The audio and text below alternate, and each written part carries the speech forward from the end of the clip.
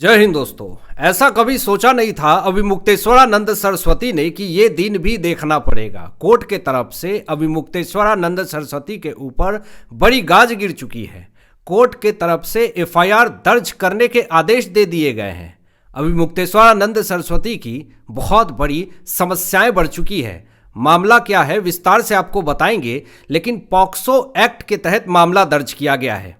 अब आपको बता दूं मैं कि पॉक्सो एक्ट के तहत अगर मामला दर्ज होता है तो इसमें 5 से 10 साल की सज़ा, आजीवन जेल या फिर सीधा फांसी। ये पॉक्सो एक्ट के तहत अगर मामला दर्ज हुआ तो जमानत मिल पाना भी मुश्किल हो जाता है।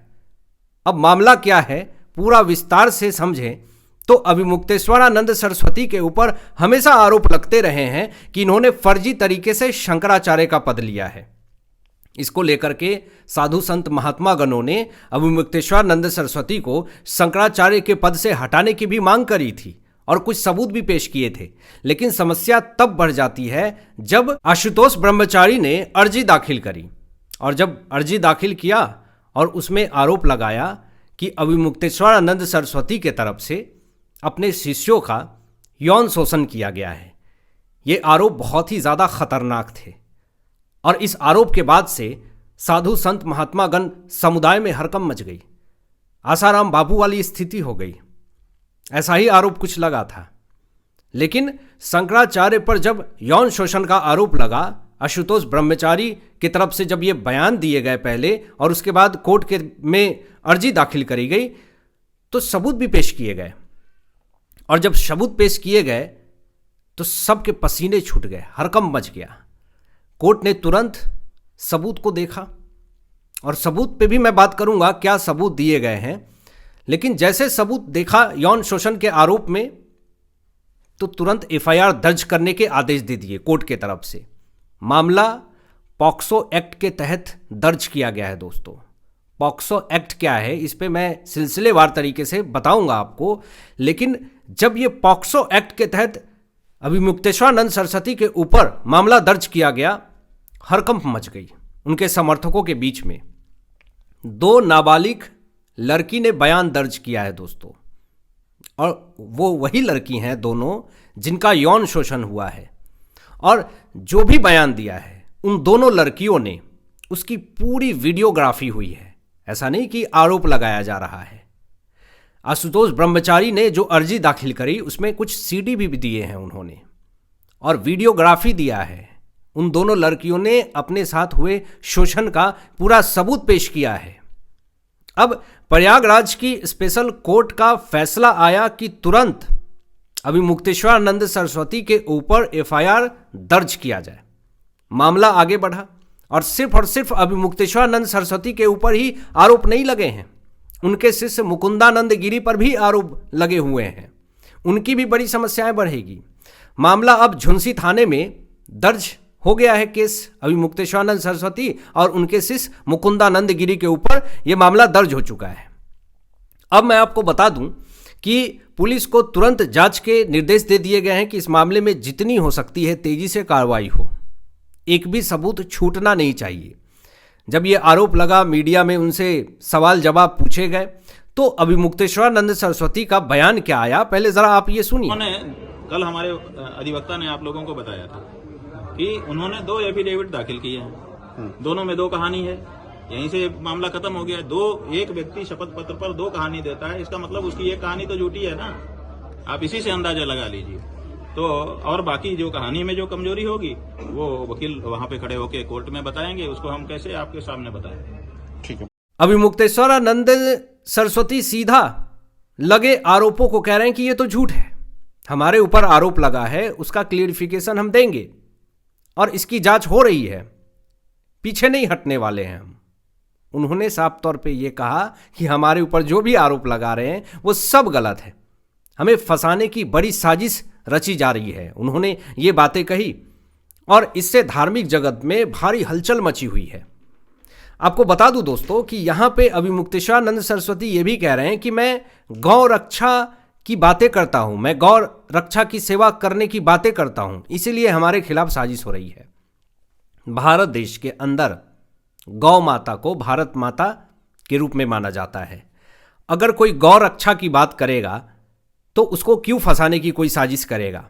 अब सवाल यहां पे ये उठ रहे हैं कि क्या अभिमुक्तेश्वरानंद सरस्वती मामले में दोनों लड़कियां ने वीडियोग्राफी के माध्यम से अपने बयान दर्ज करवा दिए हैं, यौन शोषण का आरोप लगा है, क्या इसीलिए अभिमुक्तेश्वरानंद सरस्वती अपने बचाव में गौ रक्षा कनेक्शन सामने ला रहे हैं। इससे अब कहीं ना कहीं सबसे बड़ा सवाल यह उठ रहा है कि आखिर ऐसी स्थिति और ऐसी परिस्थिति आखिर क्यों हुई। क्या शिक्षा के नाम पे यौन शोषण हो रहा है? ये सबसे तीखे सवाल धर्म जगत, धर्म गुरुओं से पूछे जा रहे हैं कि आखिर शिक्षा जगत में ऐसे कारनामे हो रहे हैं क्या?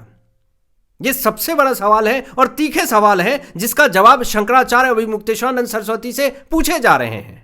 अब बच्चों को यौन शोषण से बचाना ये सबकी जिम्मेदारी है, लेकिन अगर ऐसी घटना सामने आ जाती है तो तीखे सवाल तो पूछे जाएंगे, लेकिन आप सीधा सरकार के ऊपर आरोप लगा दें कि बीजेपी हमें टारगेट कर रही है कि हम गौ रक्षा की सेवा करने की बात करते हैं तो इसीलिए हमें यौन शोषण में फंसाने की कोशिश करी जा रही है। तो फिर आप ये बताएं कि वो वीडियोग्राफी में दोनों बच्चियां यौन शोषण का आरोप लगा रही हैं, तो क्या वो बच्चियां गलत हैं?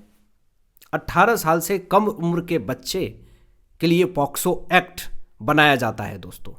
बच्चों को यौन शोषण से बचाने के लिए पॉक्सो एक्ट लगाया जाता है, जिसके बारे में जानना बहुत जरूरी है। और लड़का लड़की दोनों को समान सुरक्षा मिलती है। ऐसा नहीं कि सिर्फ लड़के के बारे में या फिर लड़कियों के लिए पॉक्सो एक्ट बनाए गए, दोनों को समान अधिकार मिलता है। जो भी 18 साल से कम बच्चे हैं उनको पॉक्सो एक्ट के तहत अगर उनके साथ कुछ भी गलत होता है, अगर पॉक्सो एक्ट के तहत मामला दर्ज हुआ तो फिर छेड़छाड़ हुआ या फिर रेप करने की कोशिश करी गई तो सख्त कार्रवाई हो सकती है। अपराधी को जमानत मिलना बहुत मुश्किल हो सकता है और जो पीड़िता होते हैं जिनके साथ गलत काम हुआ है या फिर यौन शोषण हुआ है तो उनकी पहचान छुपाना कानूनी अनिवार्य है। उनकी पहचान को आप उजागर नहीं कर सकते हैं। विशेष कोर्ट में जल्द सुनवाई होती है, पॉक्सो कोर्ट में इस मामले की जल्द सुनवाई होती है। ऐसा नहीं कि मामला को पेंडिंग कर दिया जाता है, एकदम फास्ट ट्रैक तरीके से सुनवाई होती है। दोषी को कम से कम तो 5 से 10 साल की सज़ा होती है, नहीं तो उम्र कैद की सज़ा होती है, और नहीं तो सीधा अगर उसने कुछ गलत काम किए हैं नाबालिग बच्ची के साथ तो फांसी तक की सज़ा हो सकती है। ये पॉक्सो एक्ट कहता है, पॉक्सो कानून ये कहता है, और पॉक्सो कोर्ट में इसकी फास्ट ट्रैक तरीके से सुनवाई होती है। बच्चों की सुरक्षा सबसे बड़ा कानून दोस्तों पॉक्सो एक्ट बनाया गया। अब मैं आपको बता दूं कि जो भी आरोप लगे हुए हैं अभिमुक्तेश्वरानंद सरस्वती और उनके शिष्य के ऊपर, ये बहुत ही ज़्यादा गंभीर है, सोचनीय है। कोर्ट ने साक्ष्यों को सही माना। जो बच्चियां नाबालिग दोनों थी, वीडियोग्राफी के माध्यम से जो भी सबूत पेश किए उसको सही माना। कानून सबके सामने बराबर है। ऐसा नहीं कि आप एक बड़े पद पे बैठे हैं तो आपको इस मामले में छुटकारा मिल जाएगा, बिल्कुल नहीं। अगर पॉक्सो एक्ट के तहत आपके ऊपर अगर मामला दर्ज किया गया है तो जमानत का जब मिल पाना बड़ा मुश्किल हो जाता है। और अगर आप एक क्रिकेटर हैं, एक्टर हैं, नेता हैं या फिर एक बड़ी छवि वाले हैं, तो अगर पॉक्सो एक्ट के तहत आपके ऊपर मामला दर्ज होता है तो फिर उम्र कैद की सज़ा का प्रावधान हो जाता है। इस मामले में बच पाना बहुत मुश्किल हो जाता है।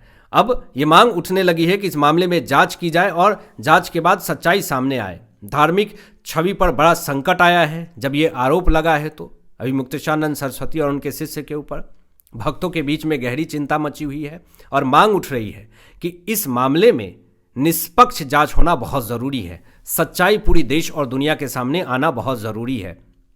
आपकी क्या राय है? इन तमाम विषयों पे अपनी विचार व्यक्त कीजिएगा और मिलते हैं लेटेस्ट ब्रेकिंग एनालिसिस के बाद। तब तक अपना ध्यान रखें, ख्याल रखें। सत्यमेव जयते। जय हिंद।